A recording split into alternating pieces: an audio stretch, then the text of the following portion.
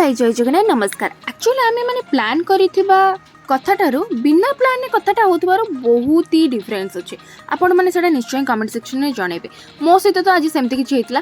सकाळो हमर किछि प्लानिंग हेइ नथला कि ता पूर्व दिन भी प्लानिंग हेइ नथला। हमर हठात प्लान हैला कि आमे मां को पाखु जिबा। मां को डोरी लागिला आमे चललो मां उग्रतारा को दर्शन करिया पे। एक्चुअली मो पूर्वरु जाइतली थरे वीडियो रे देखिथिबे आपण माने। आज मोर सेकंड टाइम जिबा थिला। तो आमे जाइकी बाहरी गलु समस्ते जिबा पई मां को दर्शन करिया पे। आ बाटरे बहुत जोरे वर्षा भी होउतला। देन वर्षा टिके छाड़िला तापर आमे पहुँची गलु मां को मंदिर रे। आ गाड़ी पार्किंग कर सारा पर आमे चललु मां को दर्शन करिया पे। देखि पारथिबा जेहेतु आज मां को बार थिला बहुत ही भीड़ थिला मंदिर रे। आ सतरे जो माने आसीचंदी मां को महिमा तो से माने जानिचंदी आ किछि कहबा को पड़िबनी।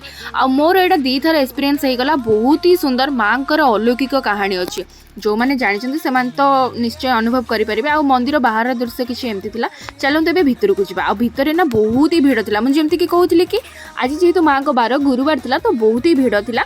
देखि पारुथिबे आमर पूजा वगैरह सरी गला पर आमे रिटर्न करथिलु घर को आसा बिटर सेपटरे ना रास्ता गोटा मस्त वीडियो फोटो उठाबे पूरा बोबालिया जगह थिला।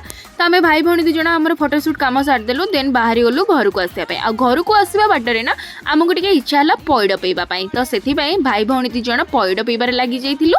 चलंतु एबे तो मु रहिली देखाबो गोटे नेक्स्ट वीडियो रे। जदि वीडियो टी भल लागिथिबो ताले लाइक से सब्सक्राइब करे को जमा भूलिबेनी। देखाबो नेक्स्ट वीडियो रे। रहउची टाटा।